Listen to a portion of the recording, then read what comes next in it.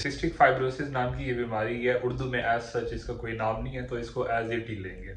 अस्सलाम वालेकुम everyone, welcome back to अंदर वीडियो। आज की इस वीडियो के अंदर हम एक मौरूसी बीमारी के बारे में पढ़ेंगे जो कि वालदैन से औलाद में ट्रांसफर होती है, और इसके बारे में लोगों को बहुत कम आगाही है, बहुत ज़्यादा कम पता है। तो ये जो बीमारी है इसका नाम है सिस्टिक फाइब्रोसिस। अब सिस्टिक फाइब्रोसिस नाम की ये जो बीमारी है ये ऑटोसोमल रिसेसिव डिजीज है। ऑटोसोमल रिसेसिव डिजीज का मतलब ये है दोनों पेरेंट्स जो हैं, मदर और फादर, उनके अंदर ये बीमारी के जो जीन्स हैं वो प्रेजेंट होंगे, और वो आकर जो उनका बेबी है उसके अंदर वो जाहिर हो जाएंगे, अपेयर हो जाएंगे, और वो बीमारी जो है अपेयर हो जाएगी। अब हमारे पास ये जो जीन है CFTR जीन, इसका नाम है cystic fibrosis transmembrane regulator gene. ये एक खास किस्म की आपकी सेल्स के ऊपर प्रोटीन होती है जो कि एज अ चैनल काम करती है, जिससे जो है चैनल का मतलब ये है कि आपके सेल के ऊपर, आपकी सेल मेम्ब्रेन के ऊपर जो है एक खास किस्म का चैनल होता है, जिससे जो है मॉलिक्यूल्स होते हैं, जो छोटे छोटे मॉलिक्यूल्स हैं, जैसे आपके आइंस हो गए, वो पास आउट होते रहते हैं। ठीक है,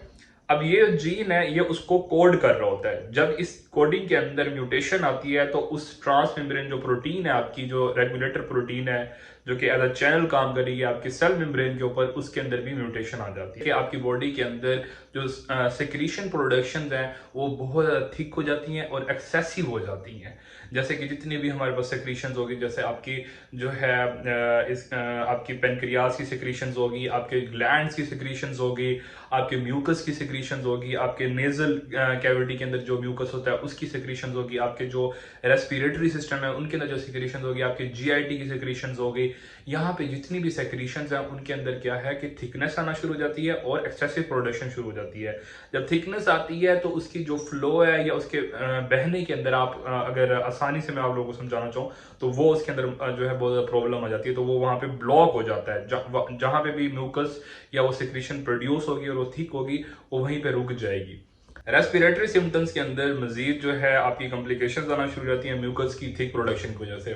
जैसे कि आपको कफ होना शुरू होती है, ब्रोंकाइटिस होना शुरू हो जाता है। ब्रोंकाइटिस का मतलब ये होता है कि जब म्यूकस की प्रोडक्शन थिक होना शुरू होती है और एक्सेसिव होती है, तो उसकी वजह से क्या होता है कि डायलेशन ऑफ जो है आपकी जो एयरवेज होते हैं वो डायलेट होना शुरू होती है, डायलेशन शुरू हो जाती है उनकी, और साथ साथ जो है जो आपकी म्यूकस है वो भी ज्यादा प्रोड्यूस होना शुरू होती है। उसकी वजह से क्या होता है कि आपकी जो सांस लेने का अमल है उसके अंदर तंगी आना शुरू होती है, आपको कफ फील होती है, आपको बहुत ज्यादा जो है सांस लेने में तंगी महसूस होती है, शॉर्टनेस ऑफ ब्रेथ होती है, डिस्निया जिसे कहते हैं वो होता है। तो ये हमारे पास प्रॉब्लम्स आना शुरू होते हैं। इसके साथ इसके अलावा हमारे पास क्या होता है कि आपकी जो GIT की सिक्रीशंस है उनके अंदर भी बहुत ज़्यादा प्रॉब्लम आना शुरू होती है। जैसे कि पेनक्रियाज की जो सिक्रीशंस है वो थिक होती हैं और वो ऑब्स्ट्रक्ट कर देती हैं। वहां से क्या होता है कि जो पेनक्रियाटिक जूस है वो अब आपकी इंटेस्टाइन्स में नहीं आता। जब वो वहां नहीं आता तो आपकी जो फैट और प्रोटीन की जो डाइजेशन है सही तरीके से वो भी नहीं हो पाती।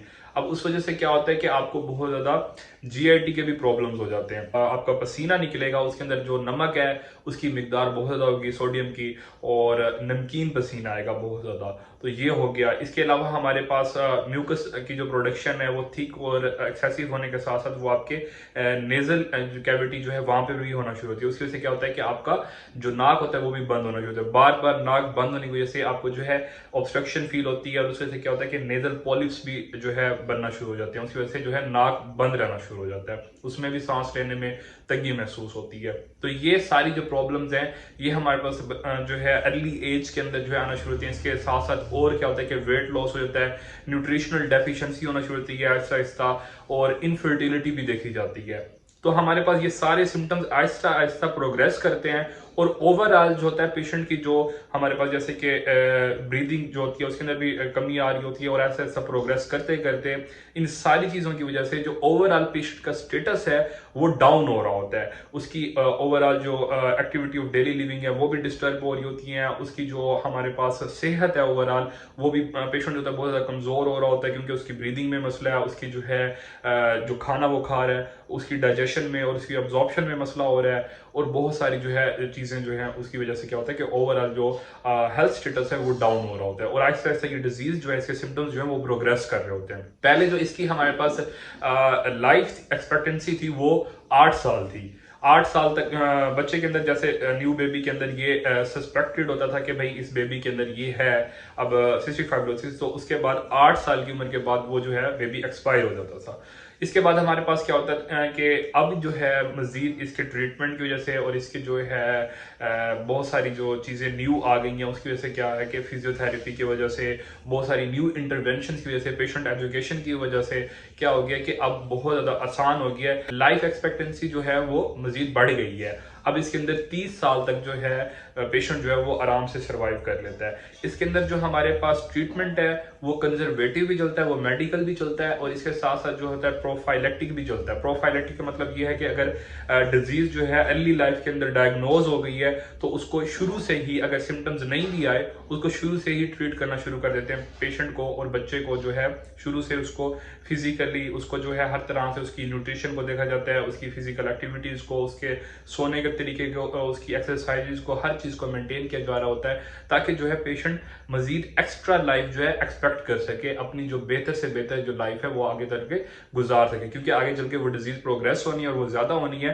तो उसके अंदर क्या है कि पेशेंट पहले से ही तैयार हो ताकि उसकी जो सिवियरिटी है उसको आगे चल के जो है जो ज्यादा हो जानी थी उसको कम और कंट्रोल किया जा सके। तो ये होता है इसके अंदर। तो आप लोगों को वीडियो पसंद आई होगी। इंशाल्लाह मिलता है हम लोगों को नेक्स्ट वीडियो के अंदर। तब तक के लिए अल्लाह हाफिज। Thank you so much for watching.